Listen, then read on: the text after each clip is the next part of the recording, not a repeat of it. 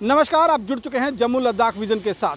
पिछले 10 दिनों से आप लगातार सुन रहे हैं कि उड़ी में पाकिस्तानी आतंकी और भारतीय सेना के बीच में एक जंग चल रही है और इस जंग में आखिरकार जीत एक बार फिर भारतीय सेना की हुई है। क्या था ये ऑपरेशन, किस तरह से आतंकी सीमा पार कर कर घुस के आए, कहां कहां उन्होंने ट्रेनिंग ली और भारतीय सीमा में दाखिल होने के बाद किस तरह से भारतीय सेना ने एक एक कर कर इनका खात्मा किया, ये पूरी जानकारी आज आप हमारे इस स्पेशल रिपोर्ट में देखेंगे। शुरुआत करते हैं 18 तारीख को, जब भारतीय सेना को मालूम चला कि एलओसी के इलाके में, उड़ी सेक्टर के एलओसी के इलाके में आतंकियों का एक दल जो है वो सीमा पार करने की कोशिश कर रहा है, यानी कि घुसपैठ करने की कोशिश कर रहा है। उसी वक्त उस पूरे इलाके की घेराबंदी की गई और आशंका ये जाहिर की जा रही थी कि शायद 5 से 6 आतंकी जो हैं वो घुसपैठ करने में कामयाब हो चुके हैं। माना ये भी जा रहा था कि शायद ये संख्या 7 से 8 की भी हो सकती है, क्योंकि जो जानकारी मिल रही थी उसके मुताबिक एक बड़ा दल एक बार फिर, जिस तरह से 2016 में एक उड़ी हमला किया गया था पाकिस्तान के जैश ए मोहम्मद की तरफ से, इस बार उसे रिपीट करने के लिए लश्कर तोयबा को जिम्मेवारी दी गई थी और इसके लिए बाकायदा ट्रेनिंग लेकर पंजाब और पाकिस्तान के अलग अलग इलाके से रहने वाले आतंकियों को चुना गया, इनकी ट्रेनिंग करवाई गई, इनको हथियार मुहैया करवाया गया और उसके बाद शुरू हुआ ऑपरेशन उड़ी। लेकिन इन आतंकी जो घुसपैठ कर कर भारतीय सीमा में दाखिल हुए थे, इनको मार गिराने के लिए भारतीय सेना ने शुरू किया था ऑपरेशन बलवान। नाम से ही आप जान भी सकते हैं और पहचान भी सकते हैं कि आखिरकार इस ऑपरेशन का नाम ऑपरेशन बलवान क्यों रखा गया, क्योंकि जिसके अंदर हिम्मत होगी वो जीत हासिल करेगा और आखिरकार जीत भारतीय सेना की हुई। अब सिलसिलेवार तरीके से हम आपको बताते हैं कि किस तरह से पिछले 10 दिनों के अंदर उड़ी के लाइन ऑफ कंट्रोल में 7 आतंकियों को मौत के घाट उतारा गया है और एक आतंकी जो है वो जिंदा पकड़ा गया है। इन 7 में से 5 आतंकी जो हैं वो लाइन ऑफ कंट्रोल के इलाके में मारे गए हैं, जबकि 2 आतंकी हिंटरलैंड में मारे गए हैं और एक आतंकी जो पाकिस्तानी नागरिक है उसे भारतीय सेना का खौफ उसे भारतीय सेना का इतना खौफ सताया कि उसने सरेंडर करने की अपील कर दी, अपनी जान बख्शने की अपील कर दी। और जैसा भारतीय सेना का हमेशा से एक बड़ा दिल रहा है, फिर वो चाहे कश्मीरी आतंकी हो या फिर पाकिस्तानी आतंकी, सरेंडर करने पर उन्हें पूरा मौका दिया जाता है और बिना किसी नुकसान पहुंचाए उस आतंकी को भी जो है वो सरेंडर करवाया गया।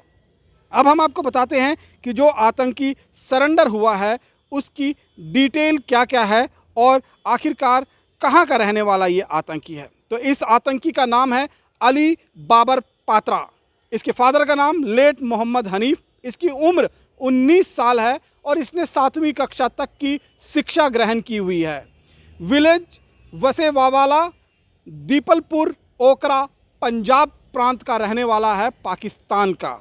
इसके पीछे भी एक लंबी कहानी जो इसने इंटेरोगेशन में और इन्वेस्टिगेशन के दौरान बताई है, वो भी हम सिलसिलेवार तरीके से आज आपके सामने रखेंगे। इससे पहले जो 5 आतंकी मारे गए उनकी डिटेल भी हम आपके साथ साझा करने चाहते हैं कि वो आतंकी कौन कौन थे। तो पहला आतंकी अतीकुल रहमान उर्फ कारी अनास, ये 33 साल का आतंकी विलेज पिंडीकीप, डिस्ट्रिक्ट अटोक, पंजाब, पाकिस्तान का रहने वाला है। दूसरा आतंकी तैयब, 24 साल का, सुमंदरी सिटी, डिस्ट्रिक्ट फैसलाबाद, पंजाब, पाकिस्तान प्रांत का रहने वाला है। तीसरा आतंकी अबू बकर साल्फी, 22 साल का, जो सतीना टाउन, तहसील जरमानवाला, फैसलाबाद, पंजाब का रहने वाला है।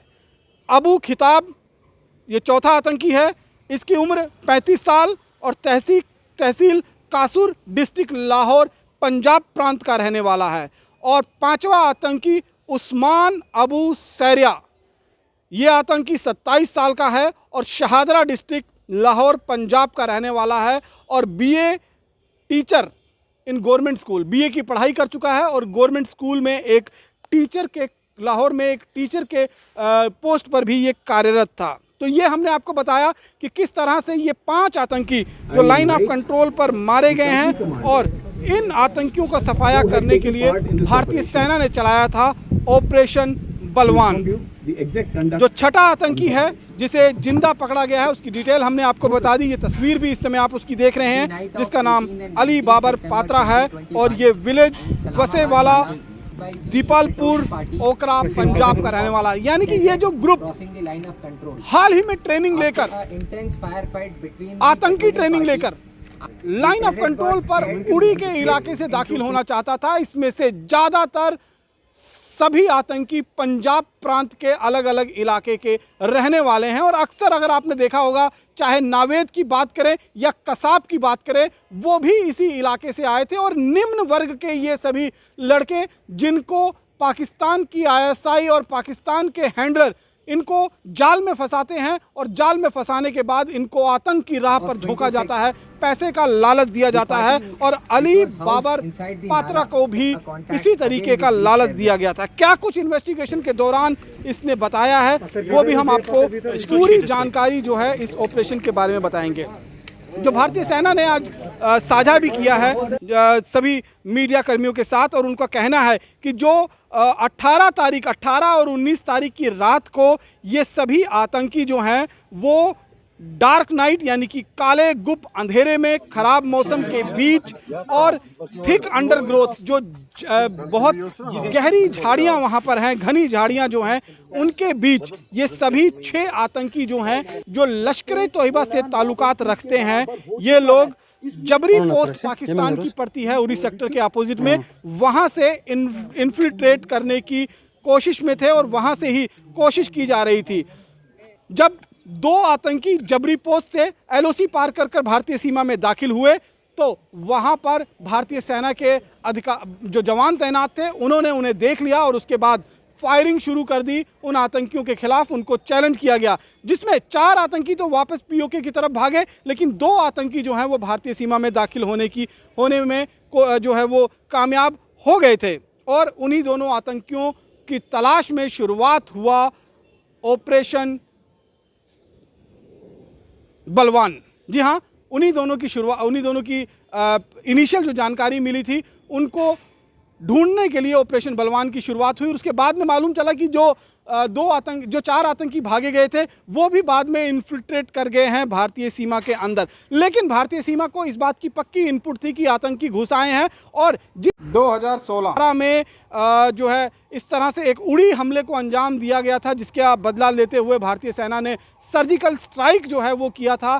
तो वो कहीं ना कहीं सीधे तौर पर हम ये बात कहेंगे कि उस तरह के हमले को अंजाम देने के लिए पिछली बार जैशे मोहम्मद को चुना गया था, लेकिन इस बार आईएसआई ने लश्कर तोयबा को चुना था। और ये सभी लश्कर तोयबा के ही आतंकी थे जो लगातार घुसपैठ कर भारतीय सेना पर बड़ा हमला जो है वो करना चाहते थे। अब इसके बाद जब ये लोग अंदर घुस आए तो जबरी पोस्ट के रास्ते ये लोग अंदर घुसे और उसके बाद जो घना जंगल था उसमें इन्होंने पनाह ली। लिहाजा पूरे लाइन ऑफ कंट्रोल पर मोबाइल नेटवर्क और मोबाइल सिग्नल को बंद करवाकर भारतीय सेना ने ऑपरेशन बलवान की शुरुआत की और इन आतंकियों की तलाश जो है वो शुरू कर दी। एडिशनल फोर्सेस को वहां पर बुलाया गया।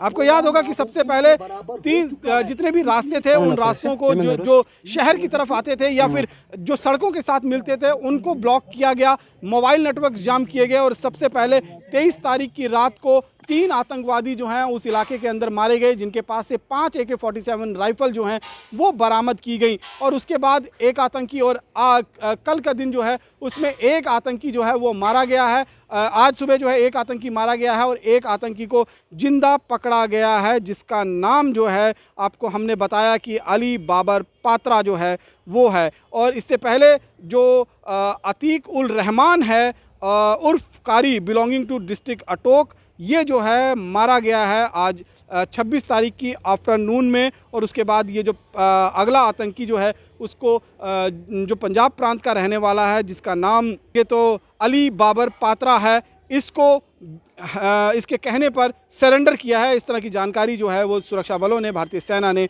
वो दी है। इसके साथ साथ में अब ये किस तरह से जो है इन लोगों ने ट्रेनिंग ली, ट्रेनिंग लेने के बाद क्या कुछ इनके पास जो है वो मिला है साजो सामान, उसकी डिटेल भी जो है वो सीधे तौर पर बताई है। इंडियन आर्मी ने कहा है कि ये लोकल जो रूट इन्होंने अपनाया था टेररिस्टों ने इन्फिल्ट्रेट करने के लिए, वो रूट था सवाई नाला टेररिस्ट कैंप, यानी कि सवाई नाला टेररिस्ट कैंप में इन लोगों ने ट्रेनिंग ली है। और उसके बाद वहाँ से हलन सुमाली लॉन्च पैड पर ये लोग आए हैं और फिर जबरी पोस्ट से होते हुए जो इस्लामाबाद नाला रास्ता जाता है उस रास्ते से होते हुए इन्होंने सीधे तौर पर घुसपैठ की है। और इसी रास्ते से 2016 में, माफ़ कीजिएगा 2018 नहीं था, 2016 में भी इसी तरीके से उन लोगों ने इन्फिल्ट्रेशन कर और भारतीय सेना के एक कैंप पर हमला किया था। जो आतंकी जिसे आज सरेंडर किया है और इस समय वो आर्मी की कस्टडी में है, उसने ये बताया है कि 6 आतंकियों का एक ग्रुप था जो पाकिस्तान के पंजाब प्रांत के सभी रहने वाले हैं। और इन सभी आतंकियों को जो है वो मिसगाइड किया गया था और मिसगाइड कर एलईटी जो तंजीम है उसे ज्वाइन करवाया गया था और इनको पैसे का लालच जो है वो दिया गया था इस इलाके के अंदर। इसके बाद जो जानकारी और मिली है कि जो इनको ट्रेनिंग हुई है, ये गढ़ी हबीबुल्ला कैंप जो है 2019 में गढ़ी हबीबुल्ला कैंप में इन्होंने ट्रेनिंग ली है। और उसके बाद 2021 में इनको रिफ़्रेशर यानी कि दोबारा से उनकी ट्रेनिंग को ताज़ा करने के लिए एक रिफ़्रेशर कोर्स जो है 2021 में करवाया गया है। और इनको फिजिकली वेपन्स जो हैं उनकी ट्रेनिंग पाकिस्तानी आर्मी पर्सनल्स की तरफ से दी गई है। और इनको उस वक्त जब ये भारत के लिए निकल रहे थे तो इनके परिवार को 20,000 रुपये दिया गया था इलाज कराने के लिए और 30,000 रुपये देने का जो है वो वादा किया गया था। जब आप सेफ़ इस अपने हमले को अंजाम देकर वापस आ जाएंगे तब ये जो है ये 20,000 रुपये देने की बात जो है वो कही गई थी। और जिस तरह से आप जानते हैं कि फॉल्स नैरेटिव, फेक प्रोपोगंडा के तहत इन लोगों को फंसाया जाता है। फंसाने के बाद इन लोगों को सीधे तौर पर आतंक की राह में धकेलने की कोशिश की जाती है। तो इस जो पकड़ा गया आतंकी है इसने साफ तौर पर बताया है कि किस तरह से इस हमले को एक बड़े हमले को अंजाम देने की कोशिश जो 2016 में जिस तरह से उड़ी का जो एक आर्मी कैंप था उस पर हमला हुआ था, उसी हमले की तर्ज पर एक और बड़ा हमला करने की जिम्मेवारी इन 6 आतंकवादियों को सौंपी गई थी। और शायद इसी हमले को अंजाम देने के लिए ये आतंकी जो हैं वो जबरी पोस्ट से होते हुए, पाकिस्तान की जो जबरी पोस्ट है उससे होते हुए भारतीय सीमा के अंदर दाखिल हुए हैं। और दाखिल होने के बाद उन्होंने यहाँ पर ऑपरेशन करने की अंजाम दी है, लेकिन वो अपने मकसद में कामयाब हो पाते। इससे पहले ही भारतीय सेना ने ऑपरेशन बलवान के तहत इन सभी आतंकियों का खात्मा कर दिया और एक आतंकी को जिंदा पकड़कर उनके सभी मंसूबों का पता लगाने की कोशिश की जा रही है। और अब ये भी पता लग सकता है कि गढ़ी हबीबुल्ला जो टेररिस्ट कैंप है वहाँ पर इस समय कितनी तादाद में आतंकी मौजूद हैं, जो लॉन्च पैड है जो उस इलाके में बने हुए वहाँ पर कितने आतंकी मौजूद हैं जो घुसपैठ करने की फिराक में हैं। तो भारतीय सेना को एक और बड़ी कामयाबी मिली है। ऑपरेशन बलवान के तहत उन्होंने उड़ी में जो खतरा मंडरा रहा था उस खतरे को पूरी तरह से निष्क्रिय बना दिया है और एक आतंकी को जिंदा पकड़कर अब पाकिस्तान की और जो नापाक इरादे हैं उनका पता लगाने की कोशिश की जा रही है और पाकिस्तान को एक बार फिर अंतर्राष्ट्रीय मंच पर बेपर्दा कर दिया है। बाकी की अन्य खबरों के लिए आप जुड़े रहें जम्मू लद्दाख विजन के साथ। नमस्कार।